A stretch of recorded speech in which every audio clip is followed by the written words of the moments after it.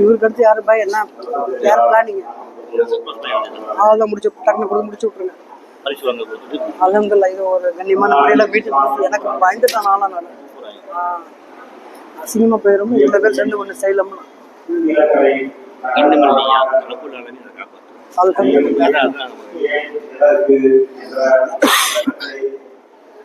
அதன் மூலமாக இந்த சமூகத்திற்கு நாம் என்ன செய்ய போகிறோம் என்கின்ற தெளிவையும் தர வேண்டும் என்ற கீழக்கரை மாநகரில் இந்நிகழ்வு ஏற்பாடு செய்யப்படுவது. இந்த குளம் இங்கிலீஷ்லாம் எடுத்து டக்குன்னு முடிக்கிறது உள்ளாலே பார்த்தாங்க.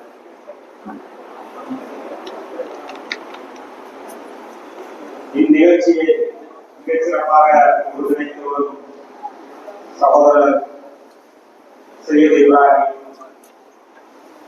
ராமநாதபுரம் மாவட்ட செயலாளர் அவர்களுக்கும் இந்நிகழ்ச்சியில் பகுதி துவக்கி வைத்த ஆலிம் அவர்களுக்கும் தலைமையேற்று நடக்கக்கூடிய அப்துல் பாசித் கீழக்கரை நகர செயலாளர் அவர்களுக்கும் முன்னிலை வகிக்கக்கூடிய முகமது பரூஸ் ராமநாதபுரம் மாவட்ட தலைவர் அவர்களுக்கும் இந்நிகழ்ச்சியில் வர இருந்த சகோதரர் அப்பாஸ் அலி மன்வரி அவர்கள் தன்னுடைய தாயாருடைய உதவியை காரணமாக வரவில்லை. இன்ஷா அல்லாஹ் அடுத்த முறை கலந்து கொள்வதாக ஐயப்பனுடைய விளக்கமணியை நசுருதீன் கீழக்கரை நகர பொருளாளர் அவர்கள் சிறப்பாக எழுதினார்கள். மேலும் எனக்கு முன்பு பேசிய தகவல் எழுதி மாநில தலைவர் அவர்கள் இஸ்லாமிய சமூகத்தினுடைய ஒற்றுமையையும் பிற சமுதாயத்தோடு நாம் எப்படி இருக்க வேண்டும், ஒற்றுமையோடு பழக வேண்டும் என்கின்ற மிகச்சிறப்பான உரையை நிகழ்த்திய அவருக்கும் எனது நன்றியை வாழ்த்துக்களையும் தெரிவித்துக் கொள்கிறேன். மேலும் இந்நிகழ்ச்சியை மிகச் சிறப்பாக ஒருங்கிணைந்த முகமது அப்துல்லா ஆகி துணை செயலாளர் சுல்தான் அரசர் படிப்பீங்களா துணை செயலாளர் ஐயப்பியன் கீழக்கரை டாக்டர் சையது ராசி மருத்துவமனை செயலாளர் ஐயப்பியன் கீழக்கரை நகரம். மேலும் இந்நிகழ்ச்சியின் நன்றியுரை கூட இருக்கும் சகோதரர் சுல்தான் துணைத் தலைவர் ஐயப்பியன் கீழக்கரை நகரம் மற்றும் இந்நிகழ்ச்சியை ஏற்பாடு செய்த அனைவருக்கும் எனது நன்றியை வாழ்த்துக்களையும் தெரிவித்துக் கொண்டு இக்கூட்டத்தில் சிறப்பு அழைப்பாளராக கலந்து கொண்டு சிறப்புரை நிகழ்த்திய கருத்துரையை அபூபக்கர் சித்திக் நிஷா ஃபவுண்டேஷன் அவர்களுக்கும் மேலும் நிகழ்வில் பங்கு கொண்டு தங்களது மாணவிகளை அடையாளம் வேணுமா 2 பேரும் படிச்சு பாருங்க. தலைமை ஆசிரியர் யாருமே மேடம் அவர்களுக்கும் அபூபக்கர் சித்திக் பத்திரிகையாளர் கொடுத்தாங்கள். இங்கே மாணவர்களுக்கு வழங்கும் இந்த நிகழ்வை கண்டு காண வேண்டும் என பெருந்தோற்றிலிருந்து வந்திருக்கும் அபூபக்கர் சித்திக் அவர்களுக்கும் பத்திரிகையாளர் அவர்களுக்கும் அப்துல் ரசாக் வணக்கத்துறை செயலாளர் எழுத்தாளர் நமக்கு நடுவுலே இருக்கிறதுனால அவரு 12 புத்தகங்கள் வெளியிட்டிருக்கிறாரு. நமக்கு நடுவுலே இருந்தாலும் நம்ம எந்த அளவுக்கு அவரை ஊக்கப்படுத்தி இருக்கிறோம், எந்த அளவுக்கு அவருக்கான தேவைகளை நிறைவேற்றி இருக்கிறோம் என்பதை நாம் புரிந்து கொண்டு அவருக்கான உரிய மரியாதையை இந்நிகழ்வில் வழங்கிய கீழக்கரை நிர்வாகத்திற்கும் மேலும் மொஹிதீன் இப்ராஹிம் அவர்களுக்கும் எனது நன்றி வாழ்த்துக்களை தெரிவித்துக் கொள்கிறேன். இங்கே நமக்கு கொடுக்கப்பட்ட தலைப்பு என்னன்னா ஐஎம்டிஎன் ஏன் எதற்கு அப்படிங்கிற கேள்விதான். ஐஎம்டிஎன் ஏற்கனவே பல அமைப்புகள், இஸ்லாமிய அமைப்புகளாக இருக்கட்டும், அரசியல் கட்சிகளாக இருக்கட்டும், பல அமைப்புகள் இருக்கு, பல கட்சிகள் இருக்கு, பல செயல்பாடுகளை செய்து கொண்டிருந்தாலும் எல்லோரும் அவரவர் பாதையிலும் அவரவர் தலைமை சொல்லக்கூடிய நடவடிக்கையிலும் தொடர்ந்து ஈடுபட்டு வருகிறார்கள். அதற்கான கூலியை இறைவன் அவர்களுக்கு வழங்க வேண்டும் என்பதில் எந்த மாற்றத்திற்கும் இல்லை. மேலும் தொடர்ந்து கருத்து வேறுபாடுகள் காரணமாக சிறு சிறு பிரிவுகள், பிளவுகள் அதன் மூலமாக இந்த சமுதாயத்தில் ஒரு காலகட்டத்தில் அரசுடைய தவறுகளை சுட்டிக்காட்டுவதற்கும் அரசின் செயல்பாடுகளை விளக்குவதற்கும் ஒரு தவறு செய்தால் அந்த அரசை கண்டிப்பதற்கும் நாம் ஒரு அறிவிப்பு செய்தால் கிட்டத்தட்ட ஆயிரக்கணக்கான லட்சக்கணக்கான மக்களை கொண்டு தள்ளக்கூடிய அமைப்புகள் இருந்த காலகட்டத்தில் இன்று ஏதோ ஒரு என்ன செய்யணும் பார்த்து வச்சுங்க, டக்குனு முடிச்சு விட்டுலாம். ஒரு அமைப்பு ஒரு ஆர்ப்பாட்டத்தை நடத்தினால் இன்னொரு அமைப்பு காத்திருக்கும். ஒரு 10 நிமிஷம் அவங்க இவங்களுக்கு 10 மணிக்கு அவங்களுக்கு 4 மணிக்கு இன்னொருத்தருக்கு 10 6 மணிக்கு. அப்ப இந்த மாதிரி நம்மளுடைய அமைப்புகள் பிளவுபட்டு போனதன் காரணமாக நம்மளுடைய கருத்துக்கள் அரசாங்கங்களுக்கு சரியாக ஹெல்ப்புக்கு ஆள் கூப்பிடணுமா? ஹெல்ப் பண்ண ஆள் கூப்பிட்டுமா? இந்த கரண்ட் அதிகமா கட்டாவது இது வெறும் கரண்ட் கட்டு மட்டுமல்ல, அதனுடைய பொருளாதார இழப்பை இதெல்லாம் சொன்னாங்க. நாங்க இப்போ காலையில வந்து தங்கியிருந்தோம். ஒரு 11 மணி 12 மணிக்கு மேல வந்திருக்கோம். 2 மணிக்கு மேல வந்தோம். கிட்டத்தட்ட ஒரு 10 to 15 டைம் கரண்ட் கட்டாயம் ஏசியும் கட்டாயம் ஆகாது. அப்போ இதனால மக்களுடைய பொருளாதாரம் எவ்வளவு பாதிக்கப்படுதுங்கிறத இங்க இருக்கிற நகரமன்ற உறுப்பினர்கள் நகராட்சி உறுப்பினர்களை ஏன் அவர்களுடைய சொந்த வீடுகளில் இது மாதிரியான ஒரு சிக்கல் இருக்கா இல்லையா? அப்ப இது பொருளாதாரம் இருக்கக்கூடிய வலிமையான நபர்கள் எத்தனை மாணவர்கள் வந்திருக்காங்க தெரியல, கூப்பிட்டாதான் தெரியும். கம்மியா தான் இருக்க மாதிரி இருக்கு ஆளு.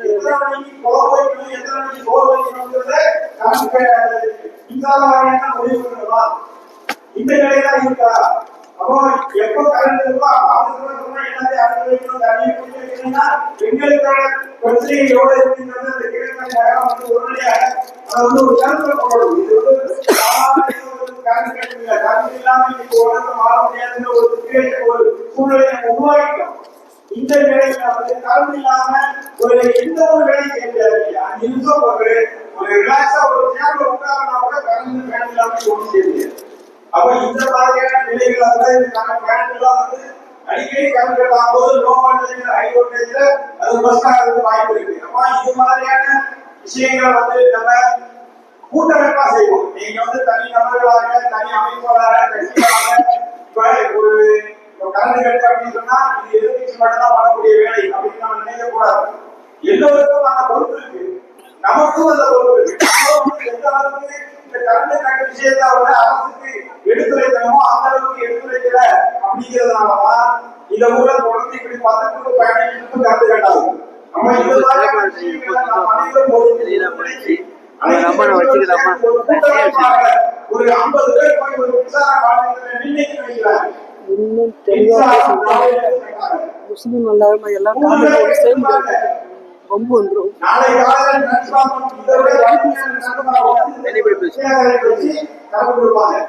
அப்ப நம்ம யார் வந்து நமக்கு என்ன வந்து நம்ம தனிநபர்களாக நம்ம எப்படி இதை போய் செய்ய முடியும், நம்ம போய் எப்படி இதை கேட்க முடியும் அப்படின்ற தனிநபர்களாக நினைக்கிறதுனாலதான் இன்னைக்கு இந்த நிர்வாகம் அப்படி இருக்கு. கீழக்கரை நிர்வாகத்துல கலந்து கட்டாத மற்ற விஷயங்கள் அவங்க சொன்ன ஒரு விஷயங்கள் நம்ம புரிஞ்சுக்கிட்டோம். இது போக என்னென்ன விஷயங்கள் இருக்குங்கிறத நாம் ஒருங்கிணைத்து போராட வேண்டும் அப்படிங்கிற ஒரு முக்கிய நோக்கமாகத்தான் இந்த கூட்டமைப்பு செயல்படும். இது வெறும் முஸ்லீம்களை மட்டும் ஒருங்கிணைக்கக்கூடிய ஒரு அமைப்பாக மட்டும் கருதாமல் பொதுவான விஷயங்கள்ல அரசுடைய திட்டங்களாக இருக்கட்டும் அதை கொண்டு போய் மக்கள் சேர்க்கிற விஷயத்திலும் நாம் வந்து விழிப்போடு இருக்கணும். இன்னைக்கு மாணவர்களுக்கு அரசாங்கம் நிறைய நிதியம் கொடுக்குது, ஆனா அந்த நிதியம் சரியாக போய் சேர்ந்தா முறையாக அவர்களுக்கு கிடைக்குதா அப்படிங்கிற விஷயத்தையும் நாம வந்து கருத்துல கொள்ளணும். இந்த மாதிரி விஷயங்கள்லாம் மாணவிகள் தான் ஒரு தகவல் சட்டம் ஒன்று இருக்கு.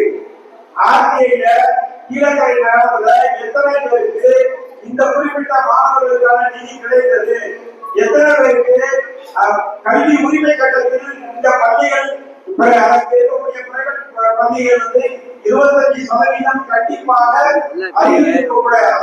மாநில மகாநாடு குணகுடி மசாலி வாரிசு நாலு ஸ்பான்சர் தரேன், எல்லாம் பேசுவோம். ஒரு பேப்பர் நீங்க எழுதினா போதும்.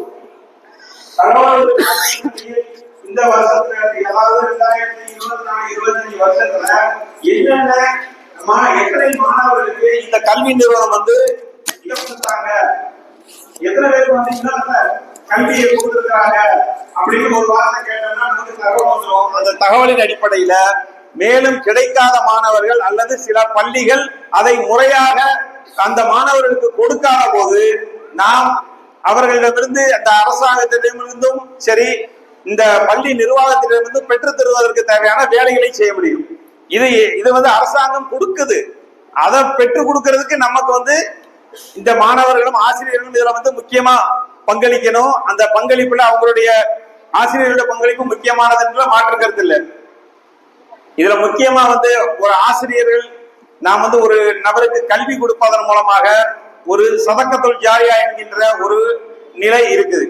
ரசூல் ஸல்லல்லாஹு அலைஹி வஸல்லம் அவர்கிட்ட போர் கைதிகளாக வந்தவர்களே என்ன சொன்னாங்கன்னா, உங்களுக்கு என்ன தெரியுமோ அதை இங்க இருக்கக்கூடிய மக்களுக்கு, அதாவது கல்வியை பிறருக்கு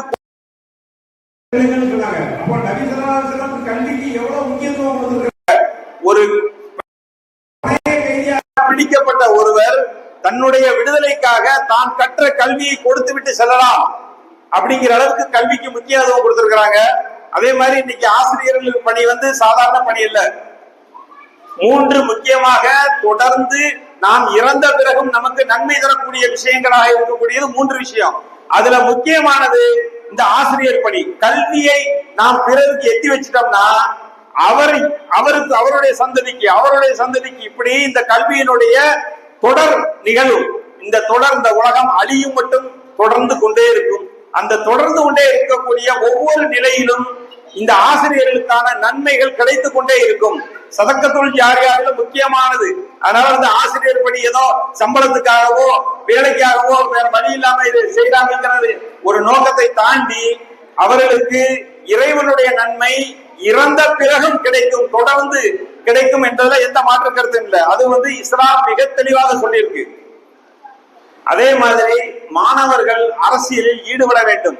நீங்க நிறைய பேர் மாணவர்கள் அரசியலுக்கு வர வேண்டாம், உங்களுக்கு இது வேலை இல்ல, நீங்க வந்து உங்க படிப்பு மட்டும் பாருங்க அப்படின்னு சொல்றாங்க.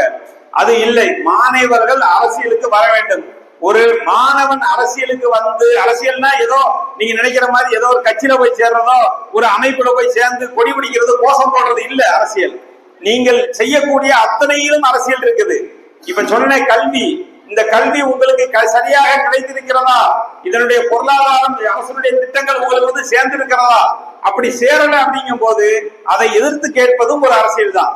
அரசியலுங்கிறது ஏதோ கொடி பிடிச்சு கோஷம் போடுறது மட்டும் இல்லை அப்படிங்கிறத புரிஞ்சுக்கணும். மாணவர்கள் எந்த அளவுக்கு கேள்வி கேட்க தயாராகிறார்களோ அந்த அளவுக்கு இந்த அரசாங்கமும் சரி அதிகாரிகளும் சரி பதில் சொல்வார்கள். அப்படி நீங்க கேள்வி கேட்கிறத மறந்துட்டீங்கன்னா உங்களுடைய அதிகாரம், உங்களுடைய உரிமை, உங்களுடைய நிலை பறிக்கப்படும், உங்களுடைய பொருளாதாரம் பறிக்கப்படும், உங்களுடைய கல்வி பறிக்கப்படும். அப்ப அந்த மாதிரியான நிலைகள்ல நீங்க உங்களுடைய அரசியலை அங்கு செய்தாக வேண்டும். மாணவர் அரசியல் என்பது சாதாரண விஷயம் இல்ல. யாரையும் எதிர்த்து கேள்வி கேட்டு விடலாம். அந்த அளவுக்கு உங்களுக்கு வந்து பவர் இருக்குங்கிறத மாணவர்களுக்கு இந்த ஆசிரியர்கள் எடுத்து சொல்லி அதன் மூலமாக பல நல்ல விஷயங்களையும் அடுத்த தலைமுறைகளுக்கு, இப்ப நல்லவர்கள் எல்லாம் அரசியலை விட்டு ஒதுக்கிட்டா கெட்டவங்க கூட அரசியலுக்கு வந்துடலாம். அப்ப அவங்களை சமாளிக்கிறதுக்கு நம்மளுடைய உரிமைகள் எல்லாமே பறிபோகுது அப்படிங்கிற நிலையில வரும் பொழுது நாம் அரசியலை கையில் எடுக்க வேண்டும். இது ஒற்றுமையான ஒரு அரசியல். இது ஏதோ சும்மா பேருக்காக நாம் வந்து ஒற்றுமைங்கிற ஒரு கூட்டமைப்பு அப்படிங்கிற பேர்ல நம்ம செயல்படுவோம் அப்படிங்கிறது அல்ல. ஒவ்வொரு அமைப்பில இருந்து ஒரு 5-5 பேர், ஒவ்வொரு கட்சிகள்ல இருந்து ஒரு 5-5 பேர் சேர்ந்து நாம் ஒரு கூட்டமைப்பாக செயல்படுவோம். எந்த ஒரு விஷயத்தையும் தனிநபராக கேட்பதை விட ஒரு கூட்டாக நின்று கேட்டு பார்த்தா அது அன்றே கிடைக்கும் நமக்கு. நீங்க ஒரு 50 பேர் போய் ஒரு இடத்துல நின்று ஒரு விஷயத்த வந்து கோரிக்கையா வைக்கிறீங்க, அதே இடத்துல 5000 பேர் கோரிக்கை வைக்கிறீங்க அப்படின்னா அரசு உடனடியாக செவிக்கு ஏற்றும். இது எங்க ஏதோ தமிழ்நாட்டுல கீழக்கரையில் நடக்கிற விஷயம் இல்ல. கீழக்கரையில 5000 பேர் திரண்டா சென்னை கோட்டையில மணி அடிக்கும். எப்ப அங்க ஒரு 5000 பேர் திரண்டா ஒரே பிரச்சனை ஆயிரும், உடனடியாக அந்த விஷயத்தை தீர்த்து வைங்க. அப்போ முதலாக இந்த கரண்ட் கட்டு விஷயத்த வந்து கையில் எடுத்து இதை வந்து சரியாக தீர்க்கும் வரை இந்த கூட்டமைப்பு உங்களோட ஒத்துழைக்கும், உங்களுக்கு முழு ஆதரவு தரும். நீங்க உங்களுடைய இந்த கீழக்கரை மாநகராட்சி நகராட்சியில இருக்கக்கூடிய அனைத்து கட்சிகளையும் ஒருங்கிணைச்சு சரியாக யாரிடம் கேட்க வேண்டுமோ, யாரிடம் இருந்து பெற வேண்டுமோ அவர்களிடம் சரியாக சென்று சேர்ந்தாலே நமக்கான விடிவு கிடைச்சிடும். இன்ஷா அல்லாஹ் அதற்கான முயற்சிகளை நாம் தொடர்ந்து மேற்கொள்வோம். அது போக இப்ப இந்த நிகழ்ச்சியை பொறுத்தளவுல மாணவர்களுக்கான புத்தகங்கள் மற்ற நோட்டு புத்தகங்கள் வழங்கும் விழாவாக நாம் மாற்றி அமைச்சோம். அதற்கு காரணம் இந்த நிகழ்வில் கல்வியாண்டில் துவக்கமாக இருக்கிறதுனால அவசரமா நம்ம ஏற்பாடு செஞ்சதுனால சில லேசான குறைபாடுகள் இருந்தா கூட மாணவர்கள் பொறுத்துக் கொள்ள வேண்டும். இன்ஷா அல்லாஹ் அடுத்த முறை உங்களுடைய மனம் குளிரும் அளவுக்கு மிக சிறப்பாக இது மாதிரியான ஒரு நிகழ்ச்சியின் மூலமாக உங்களுக்கு ஏற்பாடு செய்து தருவோம் என்பதை மிக தெளிவாக உங்களுக்காக நான் கூறுகிறேன். அது போக இந்த இஸ்லாமிய கூட்டமைப்பு ஏன் செயல்பட வேண்டும் அப்படிங்கிறதையும் நம்ம மிக தெளிவாக பார்த்துட்டோம். கூட்டமைப்பாக செயல்பட்டால் மட்டுமே எதையும் சாதிக்க முடியும். அதனால தனித்தனி நபர்களாக நாம் செயல்படுவதை தவிர்த்து விட்டு அனைவரும் ஒன்றாக இணைந்து பயணிப்போம். அதற்கான தேவைகளை முன்னெடுப்போம். நாங்களும் எந்த அளவுக்கு உங்களுக்கு ஒத்துழைப்பு தர தயாராக இருக்கிறோம் என்பதை அடுத்தடுத்த காலங்களில் நீங்கள் தெரிந்து கொள்வீர்கள். அதே போல் உங்களுடைய ஒத்துழைப்பும் எங்களுக்கு இருந்தால் மட்டுமே இந்த மாதிரியான விஷயங்களை சாதிக்க முடியும் என்பதை தெரிவித்துக் கொள்கிறோம்.